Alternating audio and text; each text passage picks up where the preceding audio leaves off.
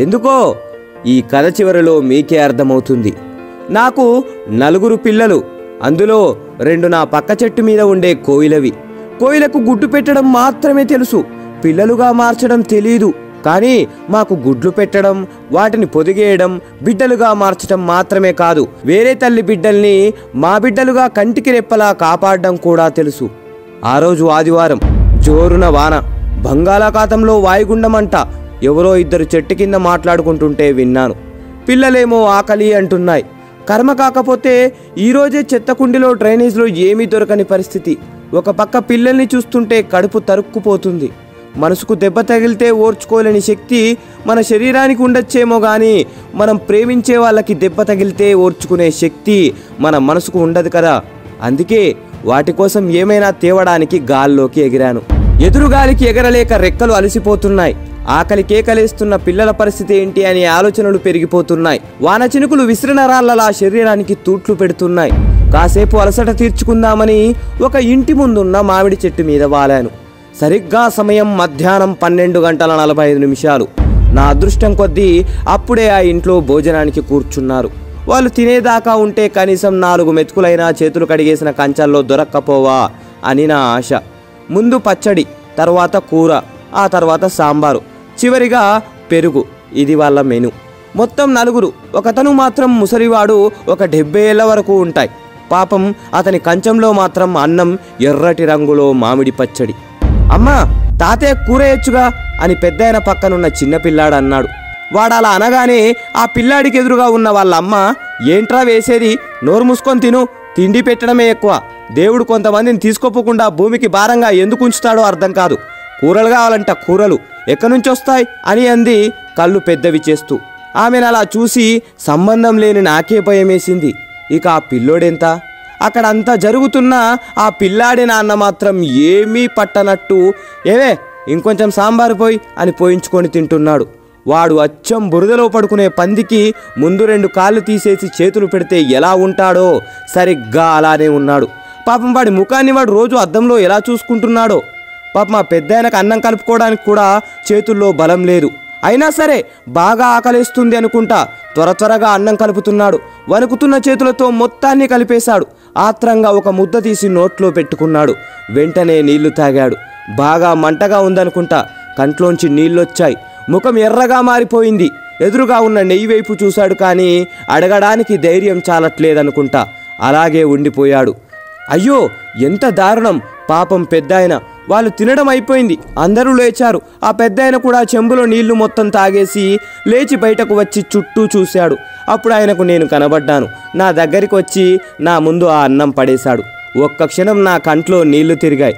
పెద్దాయనా, నీ ఆకలి తీరకపోయినా నా ఆకలి తీరుస్తున్నావు, నీ రుణం ఎలాగైనా తీర్చుకుంటా అని మనసులో అనుకొని నేను కొన్ని మెతుకులు తిని కొన్ని మెతుకులు గొంతున బట్టి గూటికి చేరి పిల్లల ఆకలి తీర్చాను. సరిగ్గా 26 రోజుల తర్వాత అనుకుంటా ఎప్పటిలాగే వేట కోసం ఏటి మీదుగా వెళ్తున్నా ఏటి ఒడ్డున ఎవరికో పిండం పెడుతున్నారు. కాసంత తినడానికి ఏమైనా దొరక్కపోదా అని అక్కడ వాలాను. ఎదురుగా ఉన్న ఫోటోను చూసి ఆశ్చర్యపోయాను. అది నా పిల్లలు ఆకలితో ఉన్నప్పుడు అన్నం పెట్టిన పెద్దాయనది. ఒక్క క్షణం గుండె బరువెక్కింది. విచారంతో రెక్కలు దిగజారిపోయాయి. అయ్యా, పిండం పెట్టి కాకుల్ని పిలవండి, మీ నాన్నగారు వాటి రూపంలో వచ్చి తింటారు అని పూజారి గారు చెప్పారు. ఒక పెద్ద కంచాన్ని పెద్దాయన కొడిక్కిస్తూ, ఆ కంచాన్ని చూడగానే నా ఆశ్చర్యం ఆకాశాన్నంటింది. నల్లటి నా ముఖం తెల్లబారిపోయింది. ఎందుకంటే ఆ కంచంలో పంచభక్ష పరమాన్నాలు ఉన్నాయి. వారిని మనుషులు, మీరేం మనుషులురా బాబు, బ్రతికినంతకాలం బ్రతకడానికి పెట్టకుండా చచ్చిన తర్వాత బ్రతికించడం కోసం పెడుతున్నారా? పోవడం కోసం కోరికలు కోరుకొని కాకి రూపంలో రావడానికి పూజలు చేస్తున్నారా? బ్రతికినంతకాలం రాబందుల్లా పిక్కు తిని విసిరేసింది తినడానికి కాకుల్ని పిలుస్తున్నారా? ప్రాణమున్నంతకాలం పెద్దైన కప్పుకోవడానికి కండువా కూడా ఇవ్వకుండా పోయాక కట్టుకోవడానికి పట్టుపంచ పెట్టారా? ఏం మనుషులరా బాబు! పాపం ముసలాయన్ని బ్రతికినంతకాలం దినదినం గండంగా బ్రతికేలా చేసి ఇప్పుడు ఏమీ తెలియని అమాయకుల్లా ఫోటోకి దండం పెడుతున్నాడు. అసలు వీణ్ణి నా ముక్కుతో పొడిచి చంపాలి.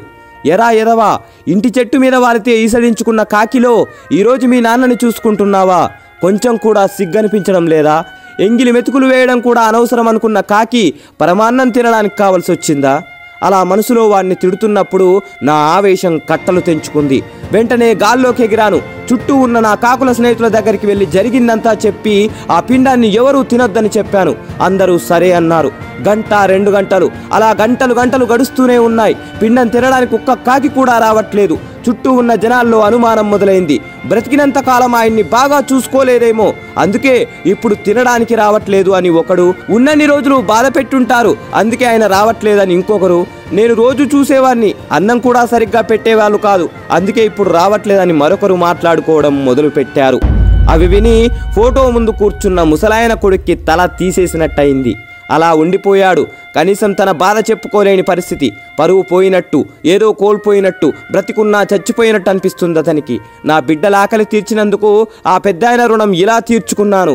ఈరోజు ఒక మంచి పని చేశా అనిపించి గర్వంగా గాల్లోకి ఎగిరాను. మనిషి వింటున్నావా? నీకే చెప్పేది. సెంటు పీలిస్తే మంచి వాసన వస్తుందని, తాగితే బలం వస్తుందనుకోవడం అమాయకత్వం. అలాగే డబ్బు అవసరం తీర్చే వస్తువులను ఇచ్చిందని ప్రేమించే మనిషిని కూడా ఇస్తుందనుకోవడం మూర్ఖత్వం. అయినా ప్రేమ ఇవ్వడానికి మనకు లేనప్పుడు ప్రేమను తీసుకోవడానికి హక్కు ఎలా పొందుతావు? ఒక మనిషి గొప్పతనాన్ని అతను చేసిన పనులను బట్టో మంచిని బట్టో కాకుండా అతనుకున్న డబ్బును బట్టి నిర్ణయించే సమాజంలో బతుకుతున్నావు మనిషి. త్వరగా బయటపడు. చివరి మాట, కొన్ని కాకులు శరీరం నలుపవచ్చు కానీ మనసు మాత్రం తెలుపు. ఈ మాట కాకుల కంటే మనుషులకే ఎక్కువ వర్తిస్తుంది. జై హింద్.